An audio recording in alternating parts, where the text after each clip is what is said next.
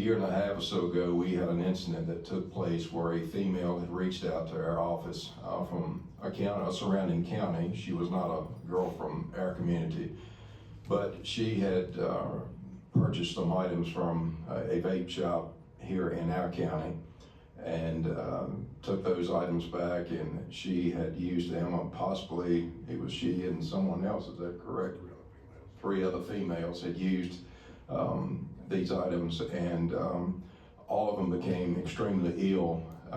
Actually, one of the girls at one time thought she was not going to survive what she had purchased and used from one of the local vape shops.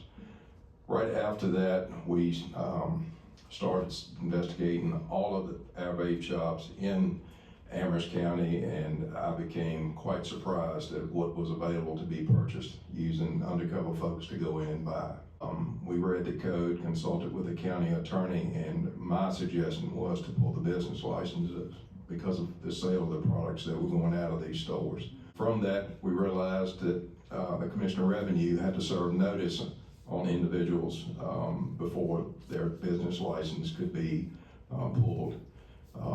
Our Commissioner of Revenue was 100% compliant with us, and we did serve all of the vape shops and put them on notice in the county, and they still remain on notice.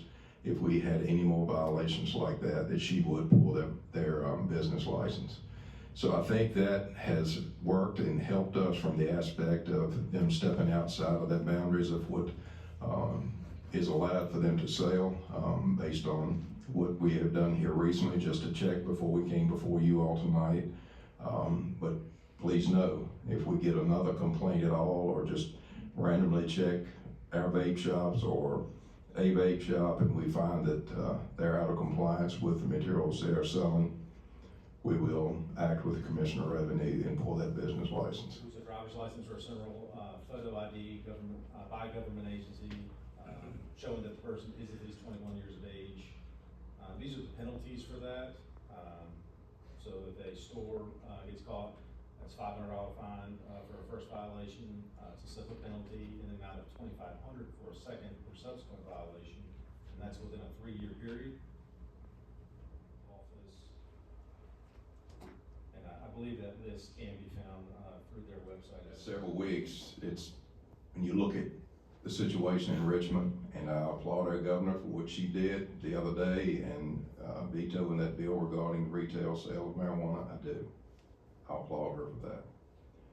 However, when we look back at the Commonwealth of Virginia, when this legalization process of this stuff started, and those individuals in our General Assembly that spearheaded such, and then we look and find out later here in very recent weeks that those same individuals were in the cannabis business, is heartbreaking. Very heartbreaking. Our young people today have everything in the world to lead them down the wrong path.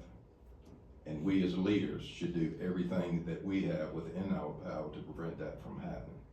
To include not legalizing marijuana. Because once marijuana is legal, that's not a challenge anymore. It's everything that we see going on it, lacing it, and just like these 3 or 4 girls that came to us from another county and what they had purchased. It's our job as leaders and governing bodies to do our best to protect our children.